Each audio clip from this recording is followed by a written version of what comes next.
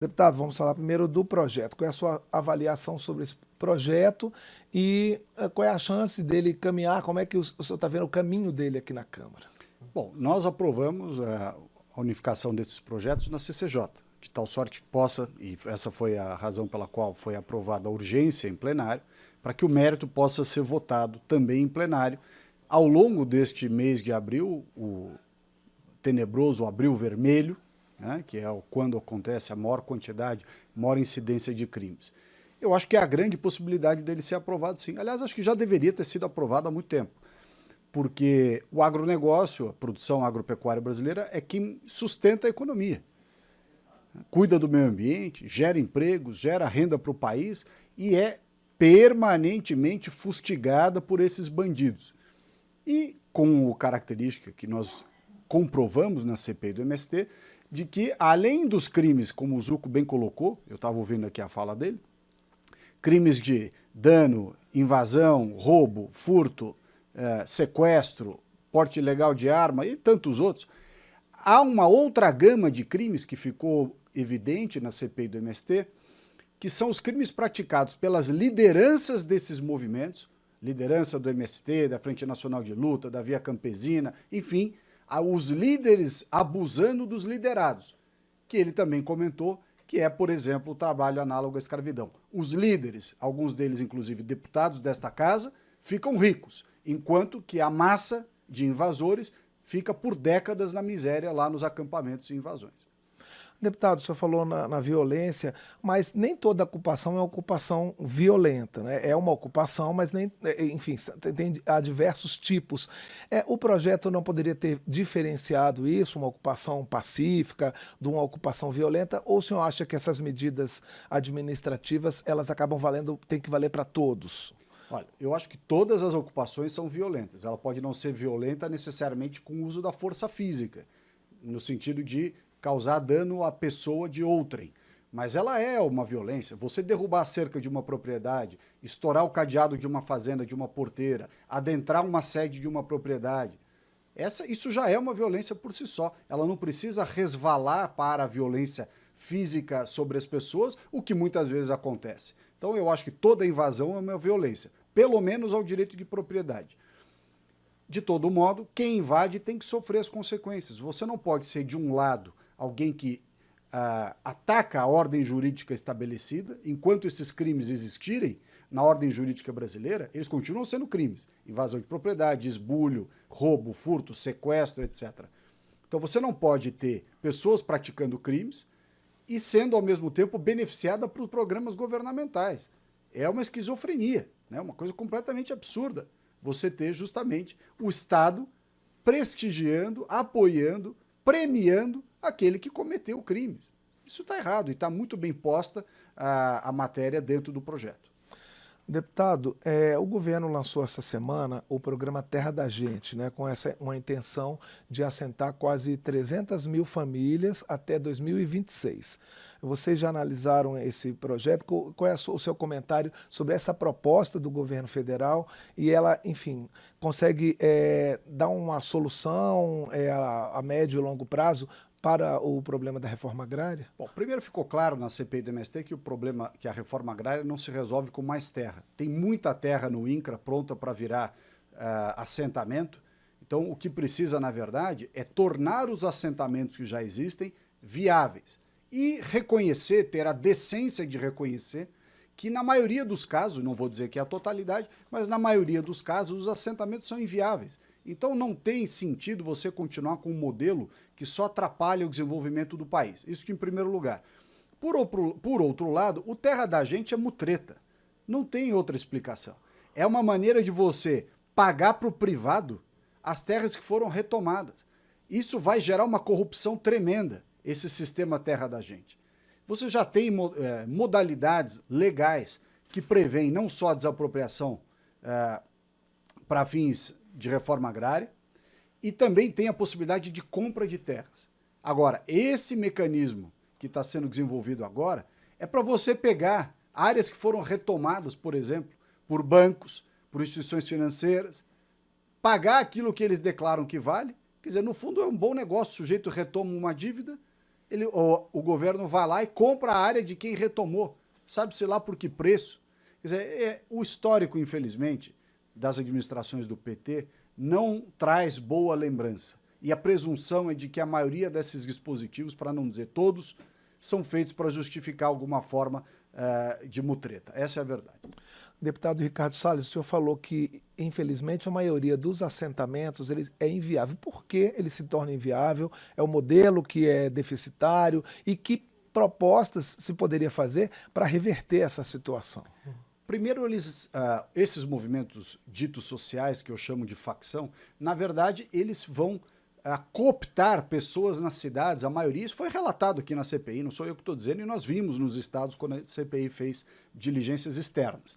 Cooptam pessoas muito pobres, até miseráveis, nas periferias dos grandes centros. Muitas dessas pessoas não têm a menor aptidão, nunca moraram no campo. Essa narrativa de que são agricultores expulsos do campo pelo grande agronegócio, isso é mentira. A maioria das pessoas que participam hoje das invasões de terra no Brasil são pessoas que nunca viveram no campo, pessoas que foram buscadas pelos movimentos, por essas facções, nas cidades, justamente para cometer o crime de invasão. Muito bem, você traz gente que não tem capacidade nem aptidão, não conhece, não está acostumado com a lida na terra. Muitos abandonam. A vida no campo não é fácil. Você pega uma pessoa que não tem este perfil, ela abandona a terra. E aí outros compram o lote daquele que abandonou. Compram ilegalmente, porque não pode vender. Então, a primeira coisa é você ter um filtro de quem vai efetivamente poder participar de um programa de reforma agrária. Segundo, escolher lugares que tenham também esses locais aptidão para o agronegócio. Não adianta você desapropriar terras na Amazônia, como o INCRA fez ao longo de 20, 30 anos. Aliás, o maior desmatador de terra privada da Amazônia é o INCRA. O INCRA desapropriou e estabeleceu assentamentos rurais em áreas onde tinha floresta. 25% do desmatamento da Amazônia é feito em áreas do INCRA, ou foi feito no passado em áreas do INCRA. Ou seja, é o Estado que está fazendo esse dano. Você leva gente que não tem aptidão para lugares onde não cabe agronegócio, longe dos centros de consumo, não dá assistência técnica e ainda por cima continua tendo, através de cooperativas e associações, que são manejadas por essas lideranças sem terra, um sistema de extorquir os assentados. O sujeito empresta o nome e o CPF dele para o líder das associações tomar dinheiro público no programa de aquisição de alimentos, no Pronari. O Pronari é lavagem cerebral com dinheiro público. É programa cubano, só que financiado com o dinheiro do contribuinte brasileiro. Deputado, voltando ao projeto, além das sanções para quem invadir propriedades, também foi incluído as mesmas sanções para quem, enfim, ocupar áreas às margens de rodovias. Por que essa outra vertente? Porque as margens de rodovia, primeiro, são áreas públicas, que o cidadão de bem, aquele pagador de impostos, precisa poder transitar com tranquilidade. Ninguém outorgou a sem terra ou a quem quer que seja o direito de ocupar a margem de rodovia. Até porque a margem de rodovia, nós sabemos muito bem, é, em geral, uma etapa preparatória para as invasões. Como é que eles fazem as invasões? Os movimentos, as facções, mandam ônibus para os acampamentos que já existem, obrigam as pessoas que vivem nesses acampamentos a entrarem nos ônibus, muitas vezes sem saber, inclusive, para onde estão indo, aliás, a maioria das vezes, levam essas pessoas para uma nova invasão e esta nova invasão vai retroalimentando. Neste caminho passam pelas rodovias, como o projeto bem assinala. Este é o painel eletrônico e nós estamos conversando com o deputado Ricardo Salles, do PL de São Paulo, sobre o projeto que pune quem invadir ou ocupar propriedades rurais e urbanas. Deputado, o senhor fez suas críticas a esses assentamentos, a esse modelo de reforma agrária. E qual é a proposta? O senhor participou da CPI do MST? O que vocês discutiram em termos de propostas para fazer uma reforma agrária, já que, por exemplo, a Constituição ela prevê essa função social da terra. Qual seria o modelo que, enfim, traria menos prejuízos em termos de ocupar as terras, assentar pessoas que realmente têm essa vocação agrícola, como o senhor falou? Considerando que o modelo está errado, que nós já enterramos centenas e centenas de milhões ou até bilhões de reais nesse programa de reforma agrária, criamos uma insatisfação tremenda, tanto naqueles que perderam a terra, quanto naqueles que supostamente vão ganhar. Qual é a sugestão mais lógica? você suspende temporariamente quaisquer novas tentativas de criar assentamentos, e você consolida, você estrutura aqueles que já estão criados. Você, se provar viável a estruturação dos que já existem, com uma melhoria da qualidade de vida dessas pessoas, com produtividade de verdade e tudo mais, você avança no projeto. Utilizando, inclusive, num primeiro momento, as terras que já estão arrecadadas. Tem terra de sobra já arrecadada pelo INCRA. Você não precisa fazer uma única compra de terra hoje em dia, numa única desapropriação. Aliás, não existe mais terra improdutiva no Brasil. Isso é uma falácia. O agronegócio no Brasil é um sucesso, que dá uma renda bastante considerável para o país. Não tem, ninguém especula mais com terra improdutiva. Isso era uma discussão dos anos 80, do período de alta inflação, que as pessoas compravam terra para se proteger e deixavam a terra parada. Hoje em dia ninguém faz isso. Qualquer áreazinha é objeto de arrendamento, de fornecimento, de plantação, de culturas em caráter rotativo. Ou seja, não existe isso. Isso é uma discussão. Parece que essa turma do Ministério da Reforma Agrária e que cerca esses movimentos, alguns de boa fé e outros nem tanto, essa turma parece que ficou presa no tempo, nos anos 60, nas ligas camponesas, a turma do Fidel Castro, e quer fazer isso em pleno 2024. Está errado. Deputado, que experiências de outros países, assim, por exemplo, de reforma agrária, que a gente pode se espelhar, né? Claro, levando em conta a realidade brasileira, né? Mas assim, existem algumas iniciativas nas quais a gente pode se espelhar para poder melhorar e realmente atender as pessoas que precisam de terra, essas pessoas que têm vocação agropecuária que precisam de terra? Eu acho que tem experiências interessantes que foram feitas com mais organicidade. Né? Não foram feitas como um movimento político, que é o que a maioria desses grupos de reforma agrária ou de luta pela terra, facções todas aí fazem. É uma luta política, por luta de poder. Diferentemente do que aconteceu em países, por exemplo, na Europa, em que famílias... Por que a reforma agrária, entre aspas, dizia que a reforma agrária se fazia na cama? Porque o sujeito tinha lá uma propriedade, tinha 7 filhos, ele pegava a propriedade dele, dividia por 7, e cada um dos filhos tocava suas 7 propriedades. E cada sua propriedade. Depois, esses aí que tinham mais filhos. E ia abrindo novas, ia dividindo mais as propriedades. Então você foi tendo pequenas propriedades, todas elas remanescentes de uma outra propriedade também produtiva, em que quem recebeu é agricultor. Então a pessoa recebe a terra, ela sabe trabalhar nela. É diferente de você arregimentar pessoas nas cidades que não têm a menor aptidão para o campo e levá-las para o campo com uma bandeira vermelha dizendo agora você vai ter terra. Não acontece. E o que a gente viu isso no Brasil? Essas áreas se tornam favelas rurais.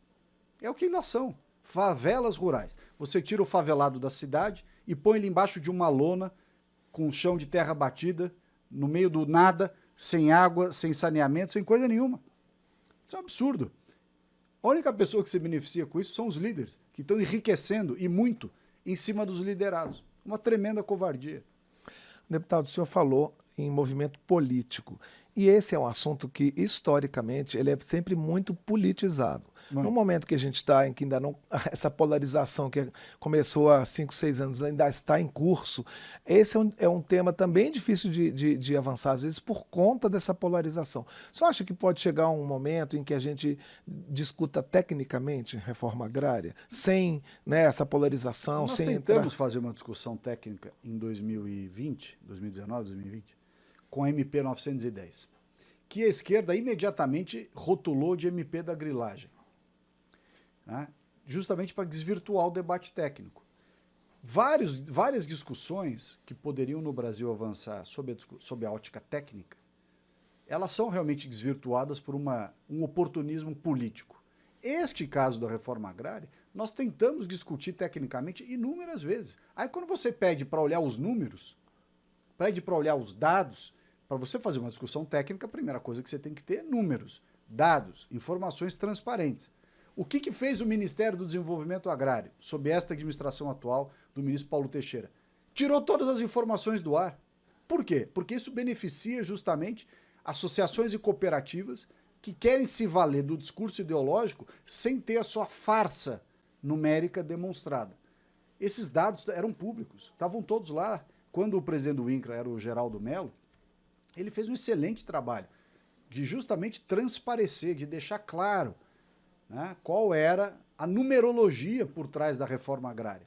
Quando você vê que uma família, para ser assentada hoje no Brasil, cada família assentada, entre terra que é arrecadada e entregue para a família, os incentivos que são dados, as verbas com programas de tudo quanto é tipo, programa de aquisição de alimentos, Pronari, cada família custa para o Estado brasileiro R$660 mil para o contribuinte, porque o Estado é uma ficção jurídica, quem paga é o contribuinte.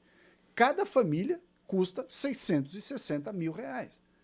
Aí o sujeito recebe, quando ele consegue, também isso tudo é dado, não é chute, está lá no INCRA, estatística, IBGE, tudo.